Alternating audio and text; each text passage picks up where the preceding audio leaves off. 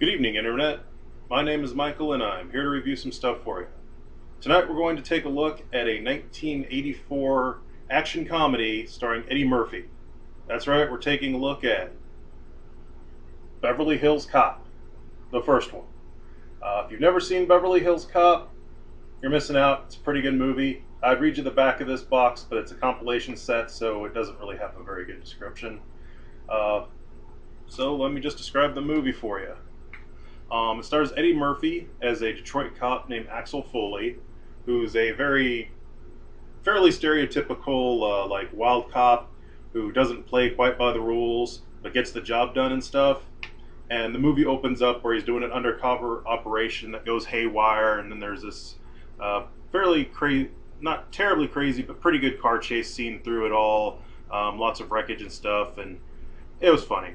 After that, his friend, who just got out of jail a few months ago, visits him, and his friend ends up getting killed on Eddie Murphy's front doorstep while they're talking because he stole from basically a mobster type guy.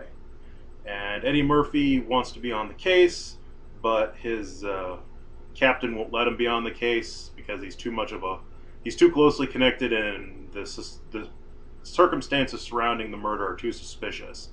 So Eddie Murphy decides to go on vacation, and taking from the info that he had from his friend from where he was working, he goes to Beverly Hills, and that starts the Beverly Hills Cop part of the movie. Eddie Murphy goes to Beverly Hills, and he's kind of like a fish out of water. The movie shot and acted pretty well of the Detroit cop acting in the more rarefied circles of Beverly Hills, and it's pretty funny and a lot of good stuff. Anyway, he gets to Beverly Hills, he starts investigating his friend's murder, and he finds out the man who hired him, and he starts investigating him, and then he gets thrown out a window by a bunch of goons from the man he's investigating, and then the cops arrest him for public disturbance. And then he's back at the police station, and that's when he meets the other two main characters of this movie. There's two detectives. One's played by Judge Reinhold, and the other one's played by John Ashton. Judge Reinhold plays like the somewhat clueless cop. I don't remember the name. And the other one, John Ashton, plays the more experienced, straight-laced cop. And they end up being ordered to follow Eddie Murphy around, which leads to some hilarious scenes. One involving they're following him around, and he orders them room service from his hotel. So while they're distracted by that, he sticks a bunch of bananas into their tailpipe so they can't catch him, and other scenes such as that. All in all, after that, Eddie Murphy does more investigation. Eventually, he teams up with the cops, and they take down the villain in a big showdown at the end at the villain's mansion. And that's the main crux of the movie. Not too many spoilers there for you, but this movie is really, really good.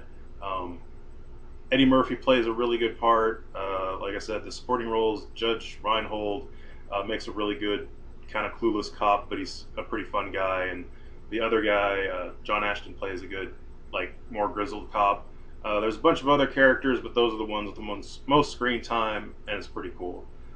The action in this movie is decent. It's not really over the top or really great, but it's pretty decent for what it is. Where this movie really shines, though, is the comedy. None of it's like really insanely great, but the parts that are good are really good. The main thing is that Eddie Murphy, playing Axel Foley throughout this entire movie, he basically just fast talks his way through every situation, and some of them are not as great as others. But there's some scenes like where when he gets into the fancy hotel room, that was really good. There's also a scene where he infiltrates a warehouse and he pretends he's a custom agent, and that's probably his best fast talk scene in the movie. And it also rubs off on the captain of the two in Beverly Hills for a really cool scene at the end of the movie. So all in all, this is a great movie. I highly recommend it. I would give it a 5. And you're missing out if you don't see it. It's very, very funny, pretty good action, and great characters. And tune in next time when we'll take a look at the sequel, Beverly Hills Cop 2.